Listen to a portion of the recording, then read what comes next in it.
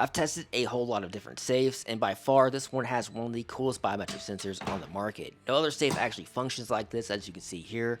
So let's go put it through some basic tests and see what the safe is made out of. So let's get started. After spending $8,000 on these little safes, this is the only one that I've ever seen that has an original sensor. This is not a sensor that you actually place your finger on. This is one you actually hover your hand above it. So it has a biometric vein recognition sensor. So it's actually detecting the blood flow of your hand, those particular veins. It's a pretty cool sensor. One I don't think I'm ever going to be able to biohack. Now I was able to biohack everything from a Vault-Tec to even a Verify. Verify being the toughest to biohack into, but I have gotten into every biometric sensor that's sold on the market. So this one is not one that, since I can't physically contact the sensor, I have no way that I can think of to actually hacking this particular little safe here, because it's actually reading the vault. Actually, I did the back of my hand as well.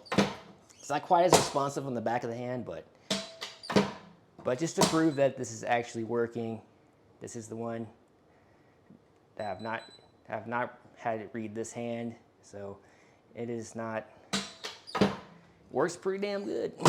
So it's actually a pretty cool sensor. I'm gonna do some basic wet and dirty hand, and also no light condition to see how well it works with no light.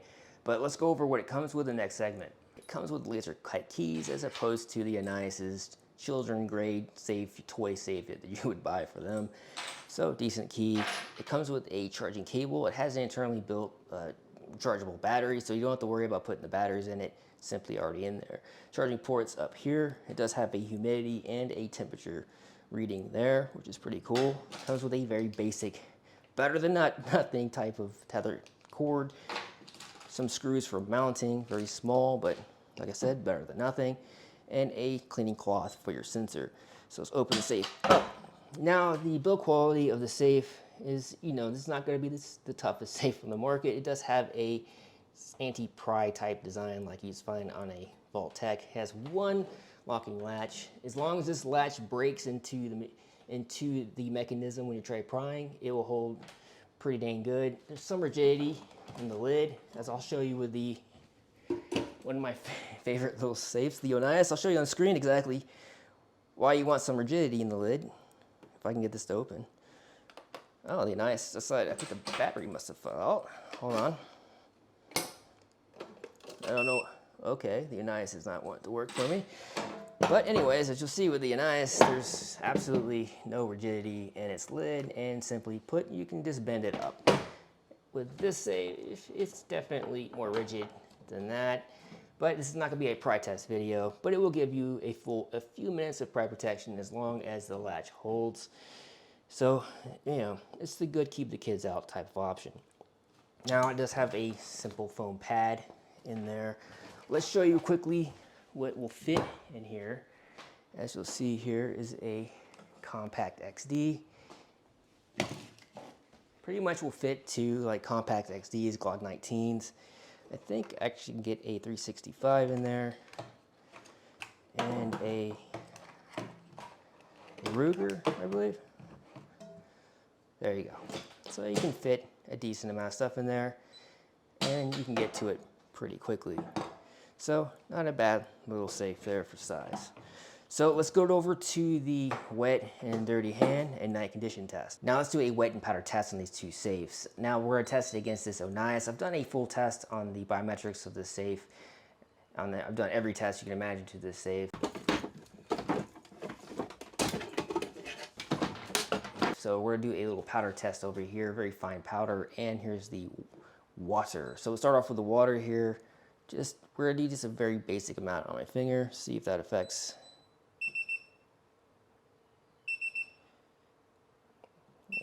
That's quite a bit of water, more than I would do in my normal test, but I guess we'll just see what happens when you wet your hand the same amount on this sensor. So my hand's nice and wet. Let's see if this has an effect. It does not. So this safe will be completely useless if your hand's pretty much just damp. Now the test I did on these before, I put a very little amount of water is all these sensors can take. Now it's going to go into protection mode.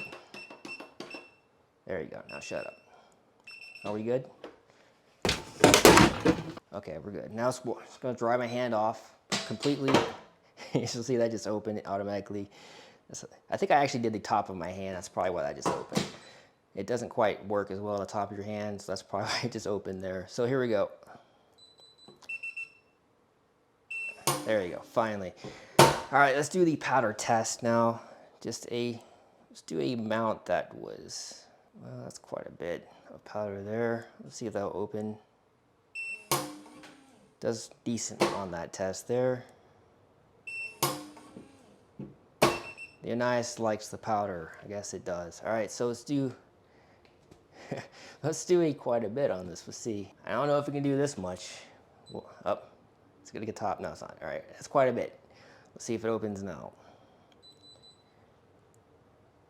That's a lot of powder. I was just seeing what this thing can do here. So it can't handle that much powder. So that's a lot. So if it's actually reading the veins in your hand, then it makes a lot of sense. Let's just go down to a lesser amount. Let's go to, this is a less amount of powder. See if it does it now. So if it's truly reading the, I'm not sure if that was, did I flip my hand? I'm not quite sure. Let's clean the sensor off. I didn't notice there was water on it. That might have messed it up. So this is going to be a powder sensitive safe, which makes sense because it's going to block the veins in your hand. So just make sure you don't have a weird unspecified powder on your hand. Let's take off more powder. See if it'll open now. There you go. So if for some reason you have a lot of powder in your hand, I guess you'd be better off with the old school biometric. But let's go heavy amount again, just in case that water is affecting something. This is a heavy amount of powder. Let's see what happens. So, but I did put the back of my hand. Let's see if we'll read it. I did the back of my hand, and it's not quite. There you go. So there you go. Do the back of your hand. So it is powder sensitive. And it makes quite a bit of sense because it's actually reading the veins in your hand. So I guess that's to be expected. This is the low light condition. I've stuffed myself in my closet. So here we go. There you go. It's not quite as quick as it was before, but it's not that much slower. It's probably still quicker than the Vault-Tec, so not too bad. So let's wrap the video up with a little bit of a drag race. We're going to compare it to a Vault-Tec's good old-fashioned biometric scanner. So let's get to it here. As you'll see there, it's pretty dang quick. I don't think there's anything much faster than this. That's, I could do this all day. I think I got a head start on that one, so. When both hands move, how about that? There you go. One more time. Both hands here. Here we go. So yeah, if you need your firearm as fast as possible, definitely go with this little safe here. It's a good performer, so yeah, I definitely like this new sensor technology. I think this is going to be the wave of the future when it comes to, hopefully Vault-Tec better get in line because this is definitely a far superior system. So until next time, we'll see you then.